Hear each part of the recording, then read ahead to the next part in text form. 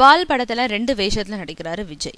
விஜய் முதலா 2 வேஷங்கள்ல நடிச்ச படம் அழகிய தமிழ் மகன். அதுக்கப்புறம் வில்லு படத்துல நடிச்சாரு.